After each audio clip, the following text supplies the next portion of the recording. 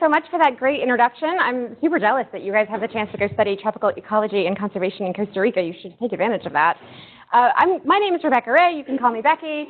As he said, I'm a PhD student in economics at UMass Amherst, and I've been working at BU's GEGI, Global Economic Governance Initiative, for the last several years.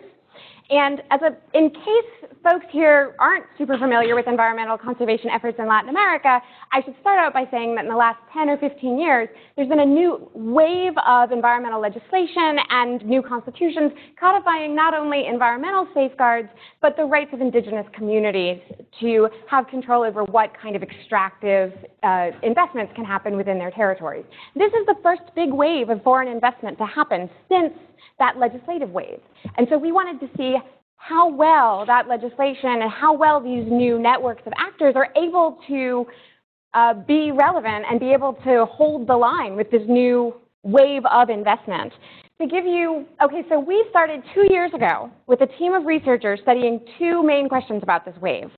First, has China been an independent driver of environmental and social change in the region in this China boom that's happened in the last decade? And second, do Chinese investors have different behavior than their international or domestic peers? And that's an important question because whenever we see stories, good or bad, from particular industries, it's important to compare apples to apples and say, well, you can't simply say that something bad happened because the investors are Chinese or something good happened because the investors are Chinese. It's important to compare them to other similar investors. Now, we're a team of researchers in 8 different countries across the hemisphere, in many different sectors. So, for example, in Argentina, we looked at petroleum, which we also studied in Colombia and Ecuador. We looked at mining in Bolivia, in Colombia and Peru. In Brazil, we looked at soy. In Mexico, we looked at manufacturing. And in Chile, solar power. So a broad array of different kinds of sectors that we wanted to incorporate into this. Now, spoiler alert, I'm going to jump to the findings for you real quick, so then I'll build back up to them. We found, first of all, yes, we can clearly say that China has absolutely been an independent driver of social and environmental change, of environmental degradation and social conflict in the region during this China boom. That's the bad news. The good news is that our in-depth case studies across the region show that Chinese investors are absolutely capable of living up to the much higher environmental and social standards in Latin America than what they face back home, especially when they have the right incentives, the right oversight, which is a new role for a lot of civil society and government actors in Latin America. But when all of those things come together, we're absolutely able to get good behavior out of these investors. Another finding that we weren't actually looking for but came very clearly through in our results is number 3 here. The boom and now the fall in prices has rearranged the power structure within governments. We often talk about governments as if they're a monolith, right? But they're actually a collection of different ministries vying for power, vying for funding.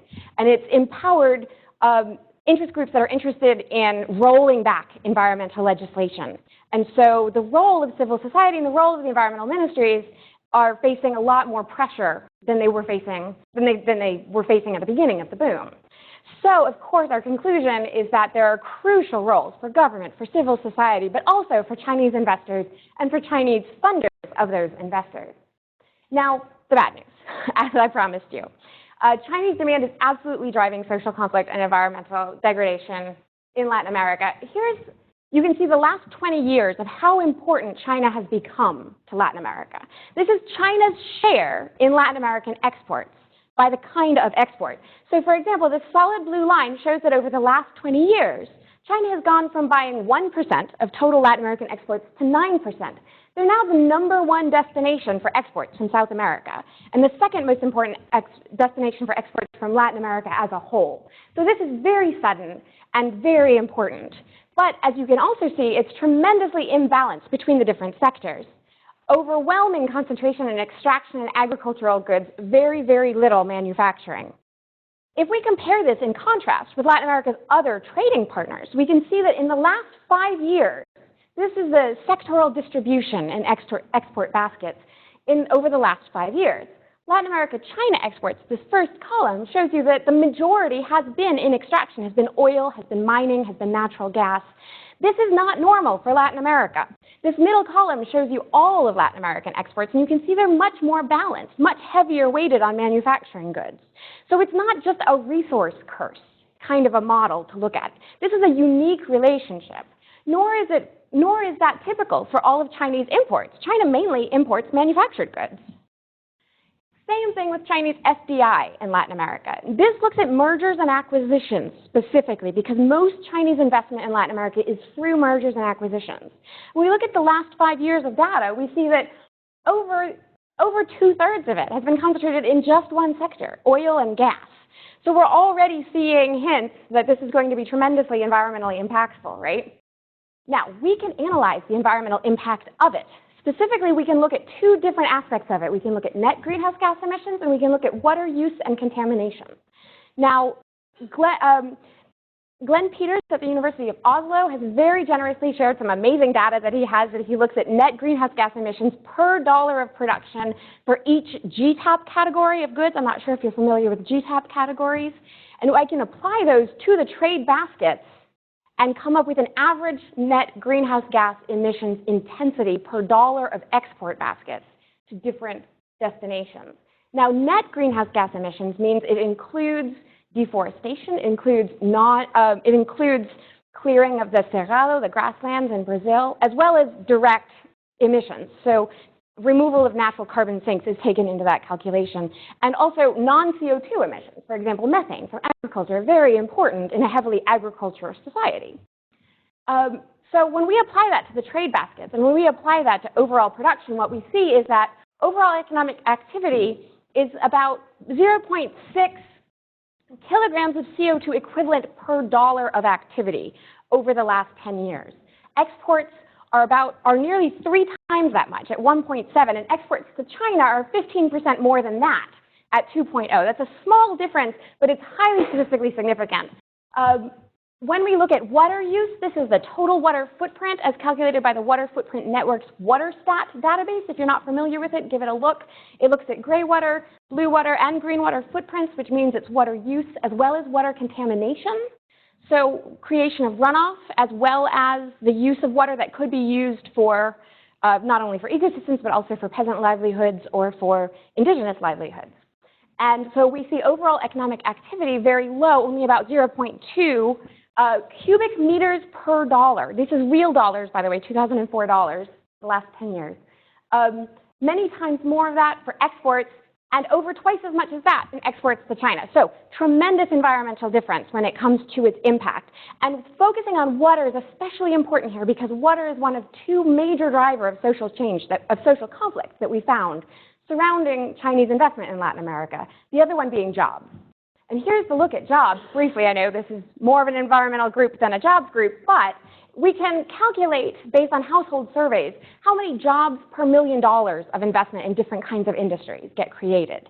And when we do that, we see that investments in general support, exports in general support fewer jobs than economic activity overall. And that's because of peasant ag. It's highly labor intensive, but it's not exported at all, right?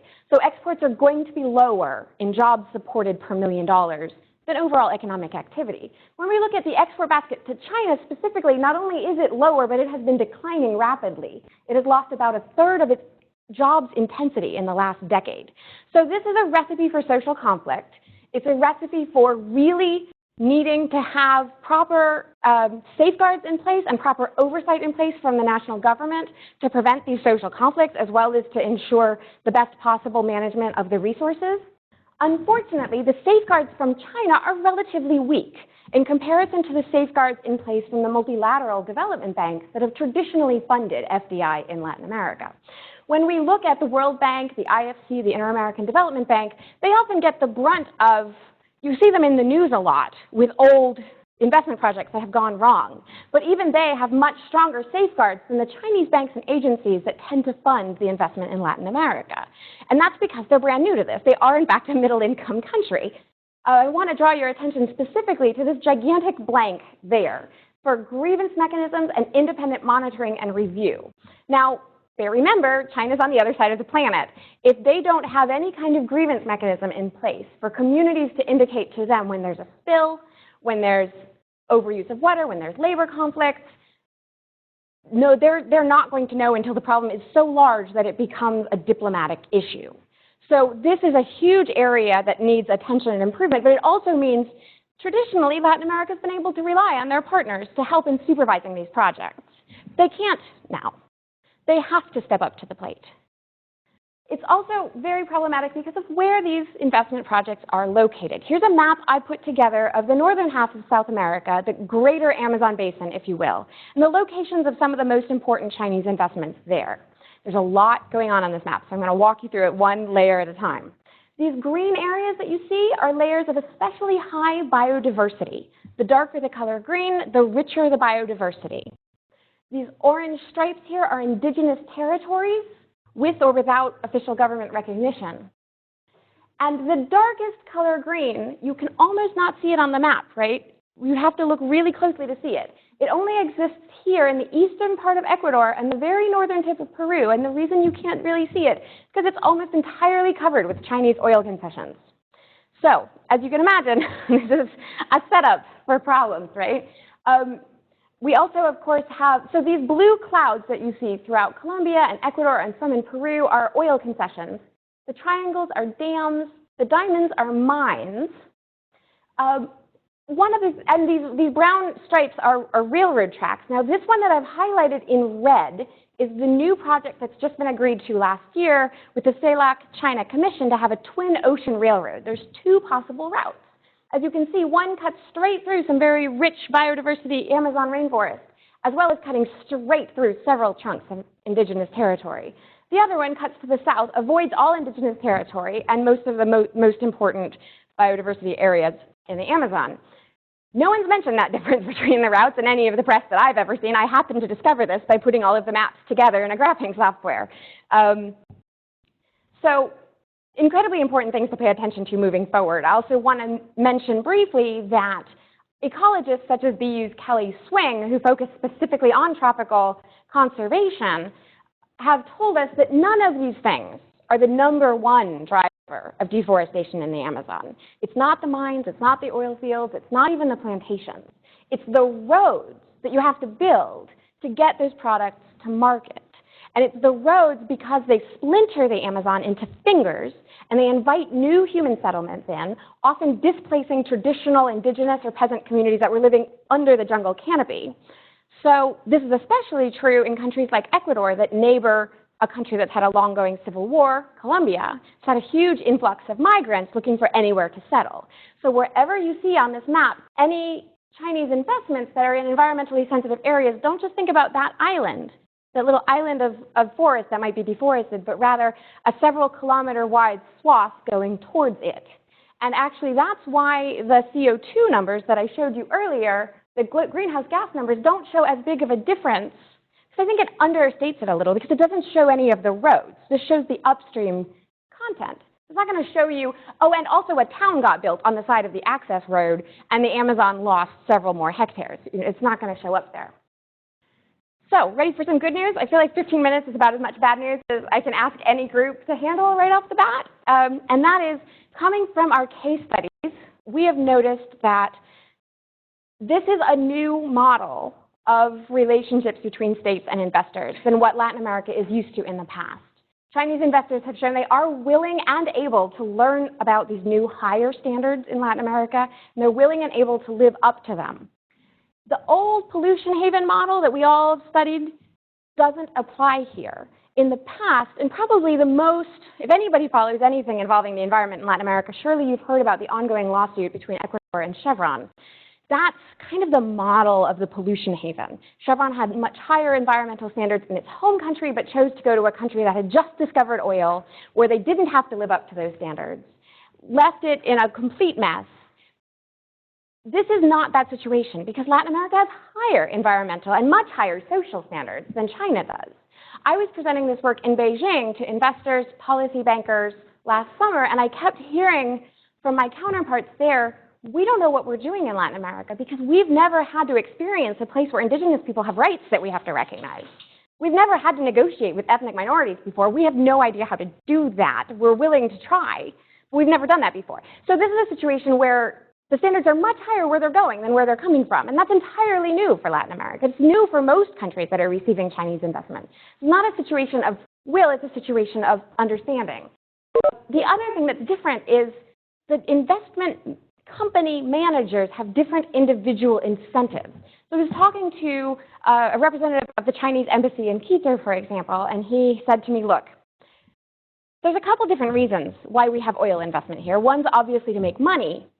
Another big one is to make sure that Ecuador never votes for Taiwanese independence. This is the economic arm of that diplomatic outreach. If I get in the, if any of our investors get in the newspaper for any bad reasons, that hurts our diplomatic efforts. The individual managers of those state-owned enterprise subsidiaries will lose face within the Communist Party and will not be able to continue to move up the ranks of the party and possibly get a cushy ministry job back in Beijing someday. So the incentives are totally different from the incentives of the managers at Chevron, for example, who could very quickly sell their interest and move out if they wanted to. No big deal. This is a long-term relationship specifically because it's the economic arm of a diplomatic relationship. So in that regard, Latin American countries have much more bargaining power when it comes to setting and enforcing these standards. And so, not surprisingly, in our case study over and over again, we found that Chinese investors don't perform worse than their peers. Often and many times they perform better than their peers, but they face the problems of not knowing what the standards are or how to meet them. So that means that Latin American governments finally, for often the first time in their history, have the policy space to enact environmental legislation that works for their people, as many of them have in the last decade, and actually enforce them with foreign investors without worrying about scaring off the foreign investors. But they also have the responsibility to do that because China doesn't have those standards back home, doesn't have the oversight. So they're in the driver's seat completely now. So I want to walk you through 3 oil case studies that we did briefly that all looked at the same Chinese oil company. This is one of the big 3 state-owned oil companies from China. We followed it in 3 different countries, in Colombia, in Argentina, and Ecuador. What we discovered was that Sinopec lives up to or down to the local standards. So there is no Sinopec way of doing business. There is Sinopec doing what they have to stay in good graces with the national government. So here's Colombia. And I'm going to walk you through this map of where the Chinese oil concessions are there. But to start with, these pastel-colored areas are biodiversity hotspots. The orange stripes, again, or tan stripes, are indigenous territory. And these dark splotches that you see are Chinese oil concessions. The ones in this circle here are Sinopec. Now, if you were in Beijing deciding whether or not to fund this expansion, you wouldn't think that that would be terribly sensitive. It's far away from any of the sensitive territory. You would think it would go along swimmingly, but it hasn't, unfortunately. And part of that is that there's several elements to that, but one element in particular I want to focus on is that when Sinopec got there in 2010, they inherited a commitment from the previous owners of the concession to make a very small investment for an oil company, just $500,000, in land conservation upstream of the local community to ensure clean water supply, because again, clean water is the #1 source of these conflicts that we see. They never did that. And last year, a local community group sued them, took them up to the Attorney General's office, and the Attorney General not only sided against Sinopec, but without being asked to, made a second ruling that the National Environmental Licensing Agency was equally to blame because they gave the environmental license to Sinopec. They didn't provide the ongoing oversight necessary afterwards to make sure that they complied with their promises. It's a very important lesson from that it's always easier for a government to point fingers at the foreign investors, but you have an equal responsibility to hold over them. When we look at Argentina, same company, the oil concessions from Sinopec there are in Santa Cruz, this province down here at the south, on the other side of the country from Buenos Aires. Argentina is one of the most heavily urbanized countries in the world. In other words, the smaller per share of the population lives in rural areas than just about any other country. So this is very isolated, is what I'm trying to get across, extremely far from the seat of power. Fortunately, in this case, Argentina is a federal system, and all of their oil concessions are negotiated at the local level, at the province level. So that means that NGOs have been able to get their concerns put into the concession agreement. And they're able to exert much better oversight because they are so far from the seat of power, but they themselves are the ones next to their state government able to have influence on this. And we've seen dialogue tables spring up with local interest groups, local environmentalists, and the oil companies to alert them to problems before they become huge disasters. And that has helped mitigate some problems. It's not perfect, though. We still need this oversight, and here's an example why. In 2012, Sinopec promised to build an aqueduct, again to provide clean water for the local community. They did, eventually, 2 years later, after a major drought hit the area, and after they were lambasted in all of the local press. So again, the importance of local oversight, the importance of civil society and the press having a place at the table. Now, I'm going to talk a little more about the Ecuador case study because that's the study that I conducted, so I know it the best. Now, this map looks a little different because if I just had the pastel biodiversity hotspots, the whole country would be covered. It's the most biodiverse country in the world. So to give you any sense of gradation of the relative importance of the different areas within the country, I've gone back to the different green colors that we saw in the regional map. The darker the green, the most important the area, the richer the biodiversity. So this very dark green here in the eastern part of the country is the richest biodiversity in the entire hemisphere. And again, the tan stripes are indigenous territory. Now, Sinopec and the China National Petroleum Company, in a joint venture in 2006, bought these concessions here, the filled-in blue areas. The hollow blue area is brand new concessions that they just acquired at auction and haven't begun to develop yet. Now, this area here is some of the first areas that was developed by Texaco decades ago. So the level of scrutiny that they have received since they got there has been unparalleled. And the level, not only from the local press, but the international press, civil society locally, be it Amazon Watch, be it every Amazon-focused environmental group has been paying attention to this. And we found it has completely paid off. My co-author and I looked at every press clipping of every protest that's happened in Ecuador since they got there in 2006 and discovered that they have received fewer environmental citations, fewer protests than any other oil company in the country, including the domestic state-owned enterprises, much better than the domestic state-owned enterprises, as a matter of fact. And this goes back to what the embassy official told me. We're here to make money, but we're here to keep the national government happy. And if the national government isn't happy with us because we get in the newspaper, we have to go home and all of our diplomatic relations are in question. Unfortunately, this new area here is proving much more problematic. Now, all of these areas up here in the north have been oil fields for decades. Like I said, those are some of the original Texaco. China is not responsible for the fact that there is oil being drilled there. This area here has never had oil drilled in it, except for a few exploratory wells decades ago. Sinopec and CNPC in their joint venture, Andes Petroleum, have lived up to what the nation's government has asked of them, but the nation's government has not lived up to its own obligations to the local communities.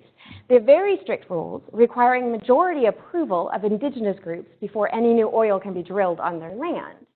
And they can go forward without it, but there's very strict circumstances in which they can go forward. Unfortunately, they didn't do that. And here are the two indigenous groups who are representatives of the two indigenous groups who are affected, protesting them in New York City at the Climate March back in 2014. Leonardo Cerda of the Quechua and Gloria Uchiwa of the Zapara. Now, remember, Andes Petroleum hasn't done anything wrong yet. They haven't done anything right yet. They've done nothing, and they're already being protested on the world stage, which is the one thing the guy in the embassy in Quito desperately didn't want, right? So this is a huge example of how what we tell Chinese investors is you can think you're doing everything right, but if you're not engaging with local civil society, you can't be sure that the government's holding up their end of the bargain of smoothing the way for you. The other thing that we have discovered, the third point that I told you at the beginning, is the anti-environmental backlash that's happened because of the commodity boom, which has made civil society's place at the table deeply in jeopardy. To give you some idea, within governments, we see two main things. We see the weakening of environmental ministries and labor ministries and ministries in charge of indigenous affairs and human rights, weakened not directly but indirectly because now mining and oil ministries are so much more powerful. They represent a much larger share of national income than before, a larger share of national revenue. Suddenly they're the big players. They get the big, they get the attention, they get the money, they get the publicity. So they've been able to successfully push through new extraction-oriented laws, rolling back all of those great environmental protection laws that I told you that Latin America has passed in the last 10 years. So this is where we see it going right now. This is what we're nervous about and what we're paying attention to. When it comes to the private sector and civil society, environmental groups and indigenous groups rely on their champions in the government, whatever that ministry is that corresponds to them, to champion them and make sure that their rights are in fact being respected. So if those ministries lose power within the government, they're not going to be able to be sure that the government's going to respect their rights, whether it's prior consultation, whether it's freedom of information, whether it's having transparent environmental impact assessments. And landowners, on the flip side, are becoming vastly enriched, even more so than they were before. Bear in mind, Latin America is the most unequal region in the world to begin with. So the most wealthy landowners are the ones who are overwhelmingly benefiting from this. And that has major political consequences when it comes to environmental legislation. For example, to give you a little indication of what this looks like in practice, our Brazil case study focuses on soy exports.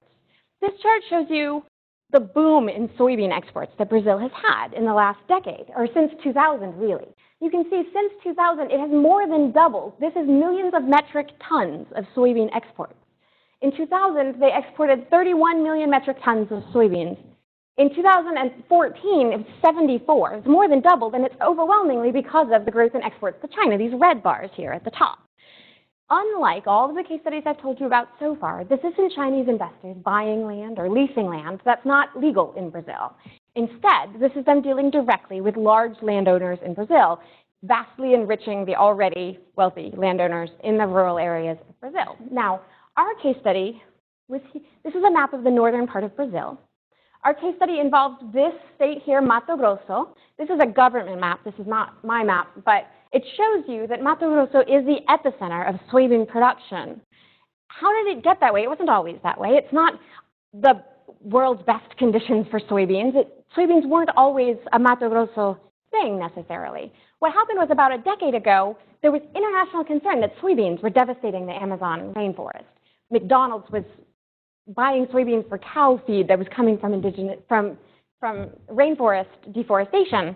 So the soy moratorium was passed. Some of you may have heard of it. It was a really important private sector agreement that limited companies' ability to buy soy from recently deforested land. So it kind of evaporated from this tropical rainforest area here and got concentrated in the cerrado, grasslands in Mato Grosso, displacing cattle and pushing cattle up into the rainforest. So you've got, while the soy moratorium is very helpful, got a bit of a game of whack-a-mole going on here, where you focus on one sector and another sector pops up as the problematic sector. So something that we found that we thought was very innovative was the central bank came up with a new regulation in 2008. So not the environment ministry, this is not the president, this is the central bank. And in Brazil, private sector firms rely on public sector finance quite a bit. Development banking is very important in Brazil. Up until now, any environmental complaint against you, any environmental infraction that you haven't resolved, you have been able to delay dealing with it by filing appeal after appeal after appeal. You could keep it caught up in the courts forever. You would never really have to deal with it. And so there wasn't a lot of teeth to the environmental regulation. But in 2008, the central bank said no more public funding for any private sector firm that has outstanding environmental infractions that they haven't dealt with. And suddenly, all of the environmental laws in the country got teeth. And that has been tremendously important in halting deforestation in Brazil. That was 2008. However, if we go back to this graph, we can see that since 2008, production and exports of soybeans have skyrocketed, vastly enriching the landowners of not only soybeans, but also the cattle that they're pushing into the Amazon. And so the landowners in general, the large landowners in general, who are represented by a voting bloc called the ruralist bloc in Congress, is much wealthier and better organized than they were before this boom, and in the last year or two have turned their focus to organizing against this 2008 central bank reform specifically. So these are the kinds of political changes that we're seeing within countries that can endanger all of these great new environmental and indigenous rights legislation that we've seen in the last decade. We have seen similar pushback elsewhere. Environmentalists in Peru talk about the paquetazo, the large package of environmental and mining laws that have been passed recently that just eviscerate the environmental ministry's ability to oversee new mining projects. As the boom cools and the prices of metals falls, state revenue from minerals is falling because those royalties are falling. So the state becomes desperate for new investment to try to keep that money coming and tries to speed it up however it can. And so we see these paquetazos in different countries being put forth to try to speed up the investment. Again, rolling back the progress that we've seen. The other thing that's happened in Peru is that Peru is the nation's leader, or the region's leader in having indigenous rights before any mining rights. And there's a social license that mining companies have to get before they can open up a new mine. They have to really get the local communities on board if they're indigenous communities. But back ages ago, in socialist years, there was a tendency to relabel indigenous communities as peasant communities. And it was something out of solidarity, because indigenous groups were so clearly second-class citizens that relabeling them as peasants was a dignifying measure.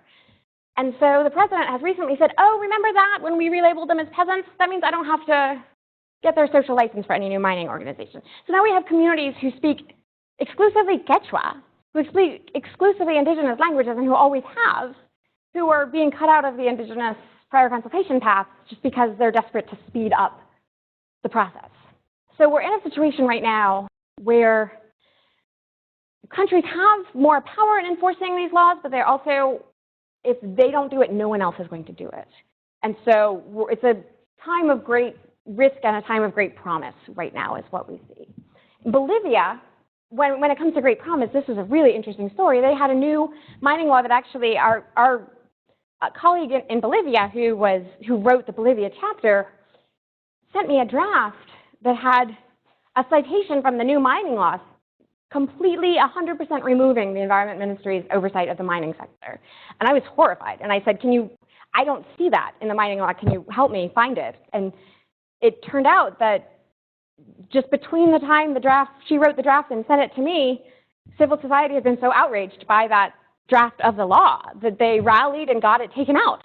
So how empowered the environmental community is in these countries is a huge determinant of whether or not these environmental rules get rolled back. So to conclude, our policy recommendations are pretty straightforward. Latin American governments don't need to worry that their environmental regulations are scaring away investors. That is not the case in this situation. They can feel free to hold the line because those regulations determine whether or not an investment project will be successful in the long term, quite frankly.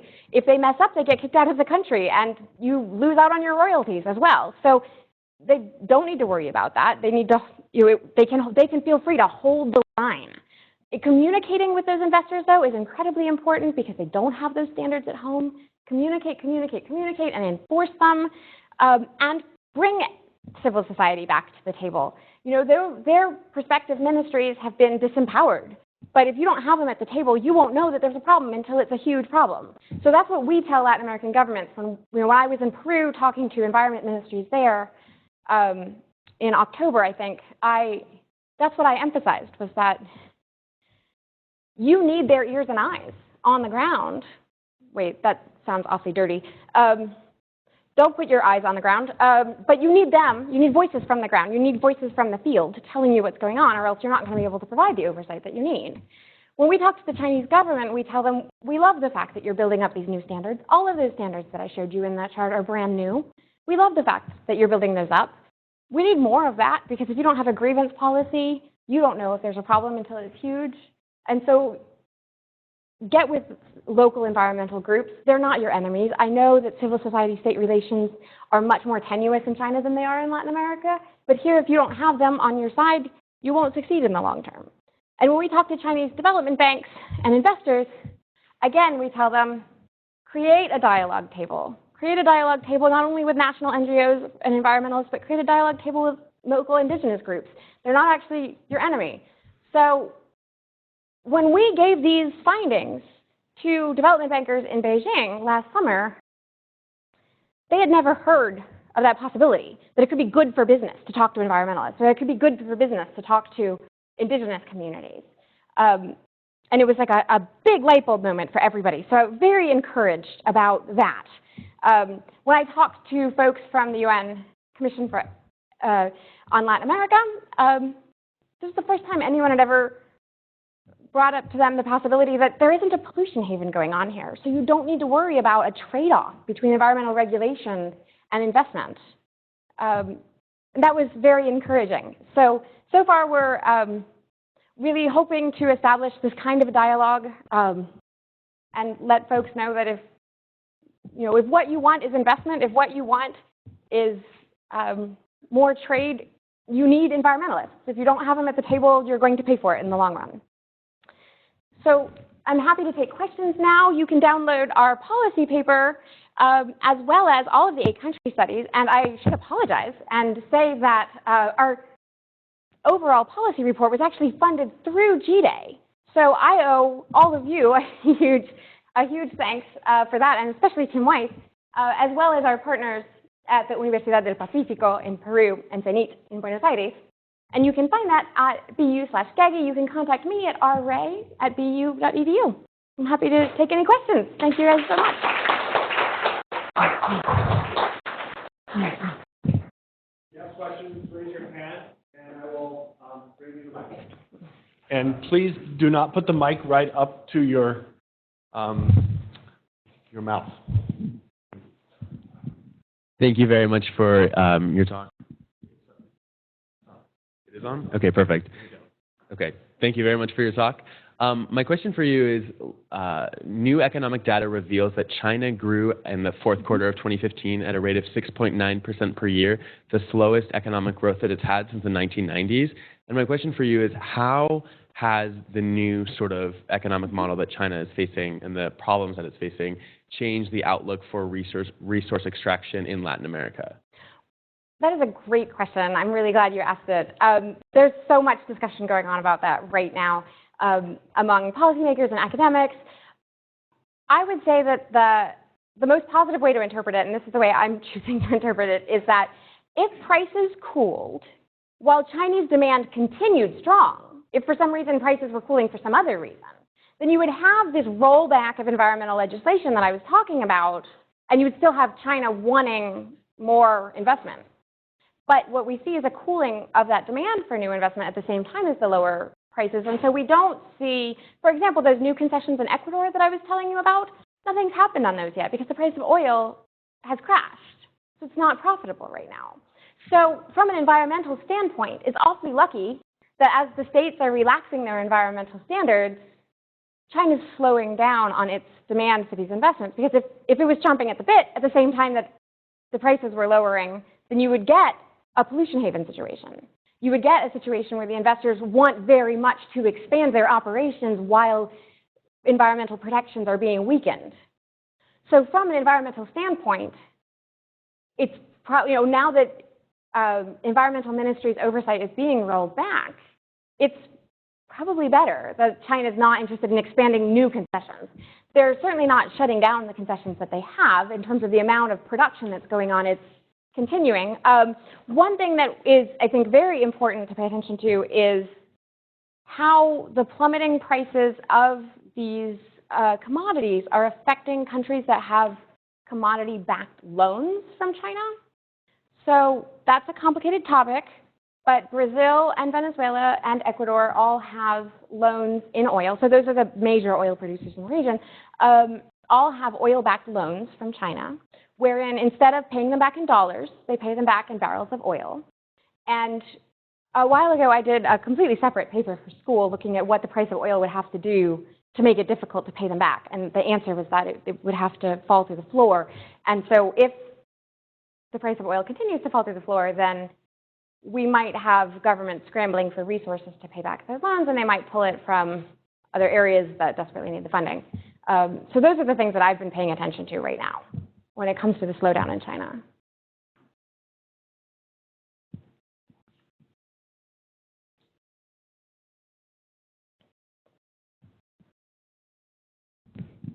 Hi, Becky. I'm Tim Wise from the Global Development Environment Institute, and great presentation. And actually, I do have a question, but I wanted to say before that, this is the fourth of a series of so-called working group projects that our institute has done since, I don't know when the first one was, 2003? I don't know.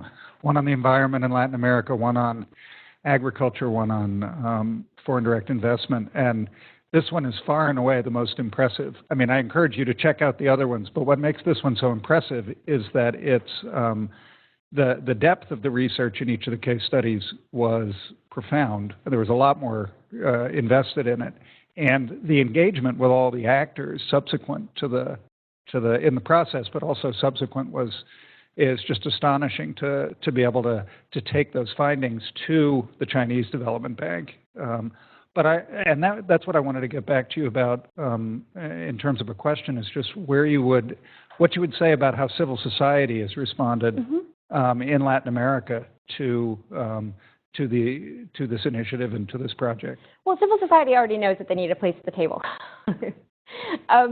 So first, let me say thank you very much for your kind comments about this report. The project's been largely my shepherding under the auspices of Kevin Gallagher at BU. And we've been very fortunate to be able to link into a lot of resources, because in the last few years, the funding world and the academic world and the policy world has kind of woken up to this issue. And so folks who've been working on China-Latin American relations are suddenly having an audience that they never had before. And so that's a great luxury that we've been able to enjoy, to have an audience with the China Development Bank and with the Ministry of Foreign Commerce in Beijing and the Ministry of Environment in Beijing, and to be able to talk to ministries of the environment in Latin America. Environmental groups know that they need a place at the table. I can't put them all in a lump, but what I see when I talk to environmental NGOs about this is I see some who say, absolutely, I'm already in touch with folks who are in touch with Beijing, or folks who are in touch with the national government or the national environment ministries, and this will help me argue to them that we need to work together more. I need to work more closely, we need to work more closely with the Ministry of the Environment or the Ministry of Indigenous Relations to be able to ensure that we can supervise and we can provide oversight for this. There's another group who says, we've given up hope on the democratic process.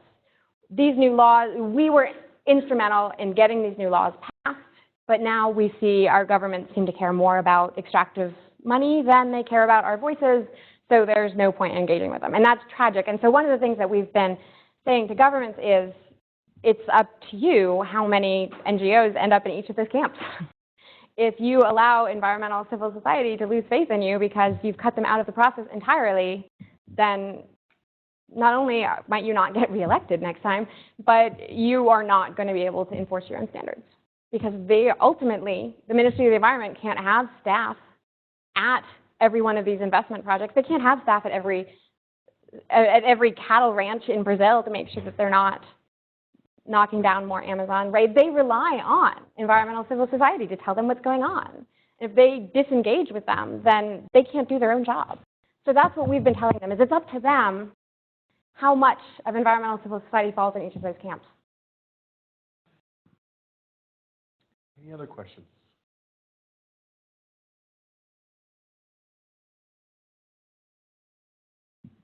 I'm Erin Coots with the Global Development and Environment Institute, and I'm watching one of our students look through all of your maps.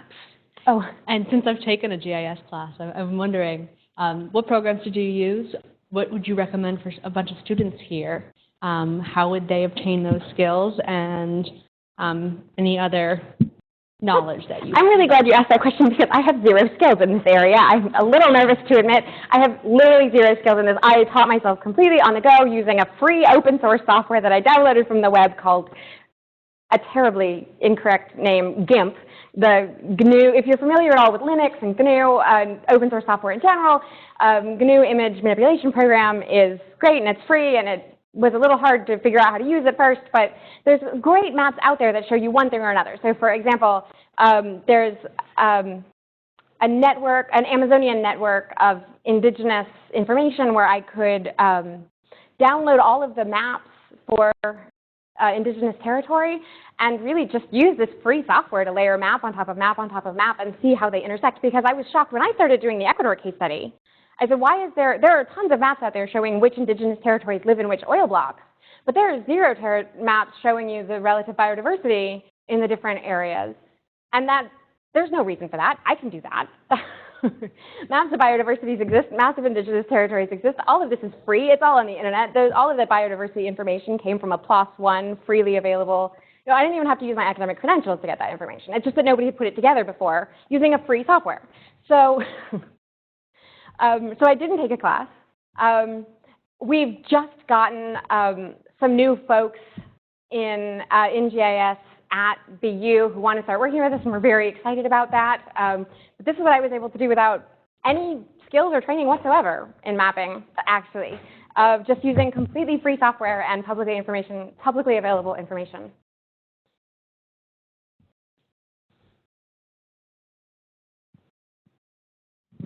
Thank you so much for a wonderful talk.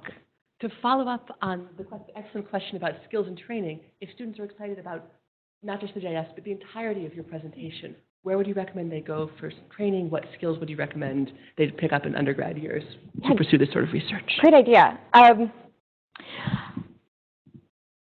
not sure if I should admit this, but I think I'm in a safe group to admit this. I started paying attention to international investors in Latin America and environmental safeguards when I was 13, and I was writing angry letters to Texaco, if that tells you how old I am. So I have a feeling that, I know I'm really old in dog years. I have a feeling a lot of the folks here in this room are already connected to the international solidarity networks of environmental organizations that pay attention to policing international investors' environmental behavior in the countries where they act.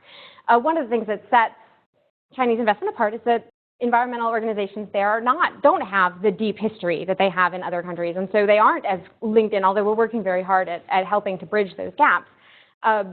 So this may sound extremely elementary and even dumb, but I would say at the very beginning, just start by going on social media and following every single organization that works on these things, and what you'll find after a while is who is working on which issue with whom, right? Because different people will post the same things, and you'll figure out, okay, you're actually co-sponsoring things with you, and you're all getting funding from the same groups, and you have a long-term strategy focusing on these issues from a particular perspective. And so that's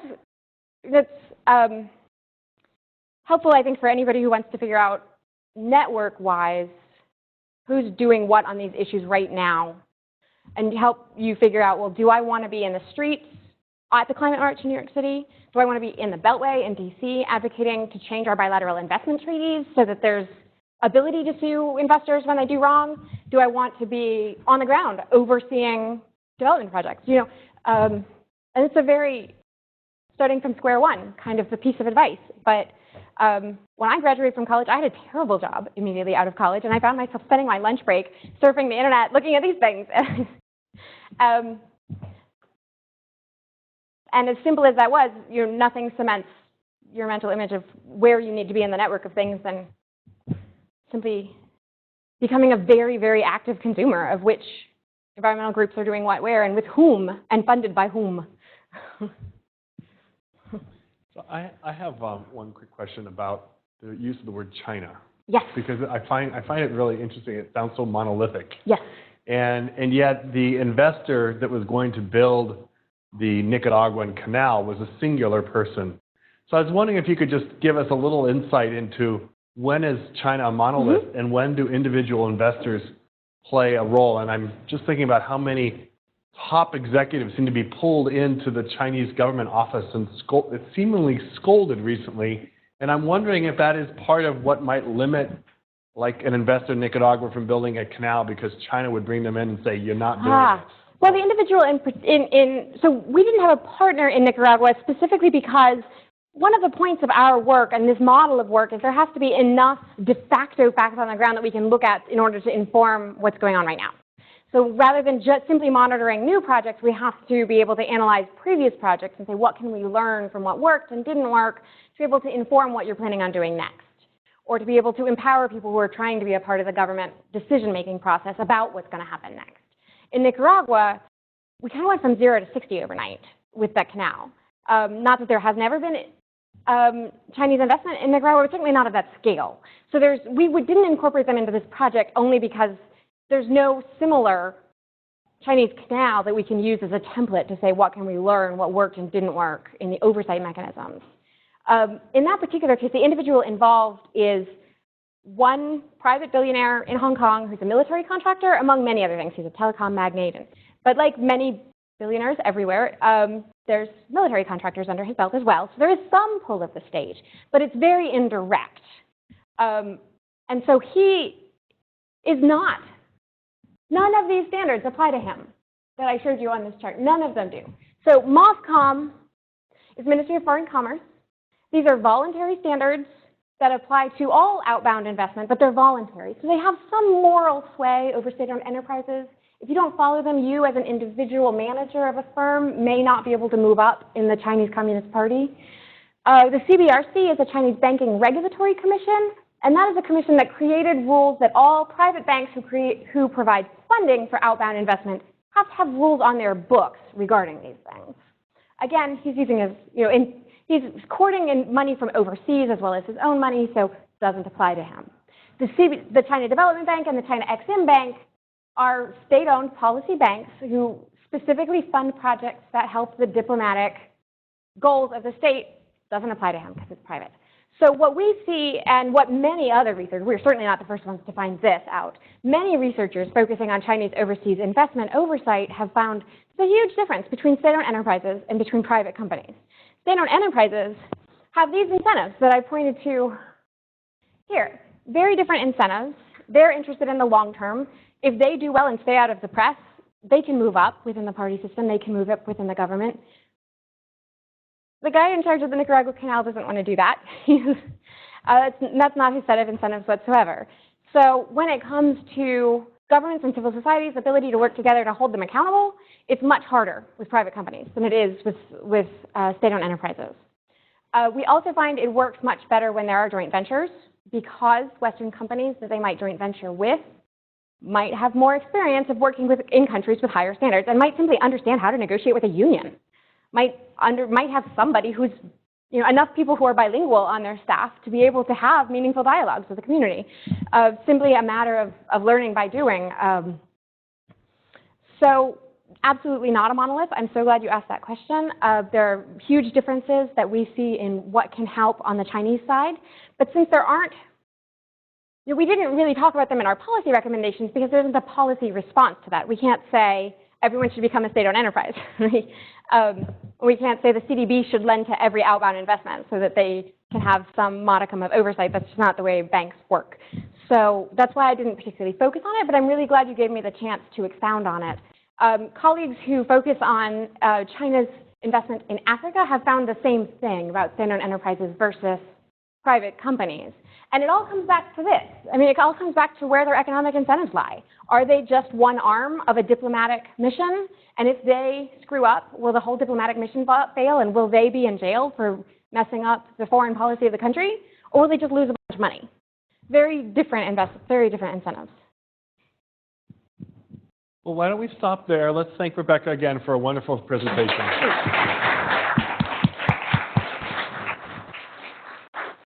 And again, if you're interested in signing up for our newsletter or for just a weekly email on what the upcoming talk is, feel free to sign in on your way out. And if you want to pick up an environmental studies flyer, they're right next to it. So hope to see you again.